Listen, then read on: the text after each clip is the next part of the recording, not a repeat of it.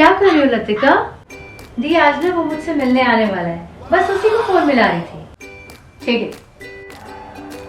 You are coming to meet me ना? ये क्या कह रही है? You are coming to meet me ना? ये कौन सा ना है, हाँ या ना वाला ना?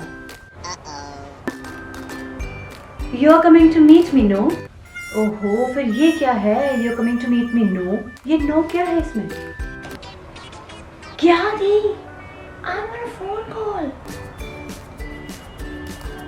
He disconnected. हाँ तो ऐसे इंग्लिश बोल दोगी तो वो डिस्कनेक्ट तो करेगा ही ना। तो दी उससे आने का कॉन्फर्मेशन लूंगी तो ना या नो तो बोलूंगी ना कि you are coming to meet me ना या you are coming to meet me no. समझो, तुम जो यूज करना चाह रही हो उसे क्वेश्चन टैग कहते हैं। अच्छा बताओ टैग क्या होता है? टैग वही जो मैं इंस्टाग्राम और फेसबुक पे अपने फ्रेंड्स को टैग करती हूँ, वही टैग ना। एग्जैक्टली, इंस्टाग्राम और फेसबुक में जैसे तुम टैग करती हो ना, किसी की अटेंशन ले लेती हो, ऐसे ही इंग्लिश लैंग्वेज में क्वेश्चन टैग्स होते हैं। उन्हें यूज करके हम अपने ही स्टेटमेंट की कंफर्मेशन अटेंशन सीख कर लेते हैं सामने वाले से, यानी कि जो हमारा लिसनर होता है उससे। मुझे नहीं समझ आ रहा है, प्लीज समझा दो। अब देखो हिंदी में तुम कैसे बोलोगी?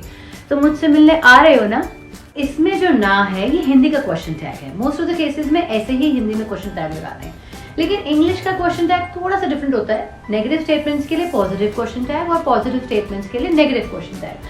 हमारे सेंटेंस का एग्जांपल लेते हैं, you are coming to meet me, aren't you? या फिर you aren't coming to meet me, are you? ऐसे।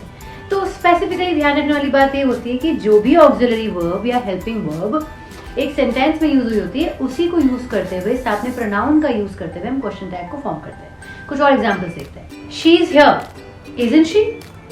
You haven't seen this movie, have you? They don't charge money, do they? ध्यान देने वाली बात यह है कि जब प्रेजेंट इंडेफिनिट या पास्ट इंडेफिनिट के एफर्मेटिव सेंटेंसेस होते हैं यूज, तो उनका क्वेश्चन टैग डू, डज या डिड यूज करके होता है। For example, she likes coffee, doesn't she? They purchase new clothes every month, don't they? She completed her work on time, didn't she? और अगर मॉडल वर्ब्स यूज हो रखे हैं तो उन्हीं मॉडल वर्ब्स को यूज करते हुए या तो नेगेटिव क्वेश्चन टैग बनेगा या पॉजिटिव क्वेश्चन टैग बनेगा। जैसे कि she can swim, can't she? They must finish it on time, mustn't they? He couldn't submit the project on time, could he? We won't share our secret, will we?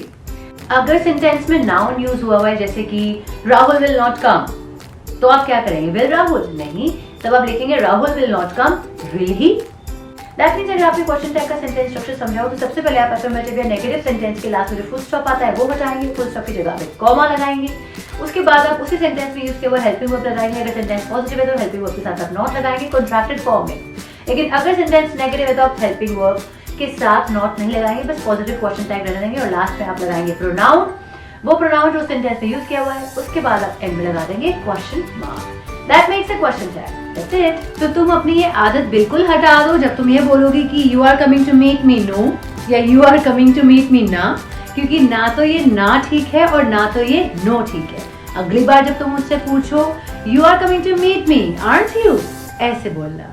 Hi friends, मेरी छोटी बहन लतिका को question tag समझ आ गए। क्या आपको समझ आ गए? अगर आ गए तो प्लीज आप कमेंट बॉक्स में एक सेंटेंस यूज कीजिए और उसमें क्वेश्चन टैग का इस्तेमाल भी कीजिए। LSF and LSS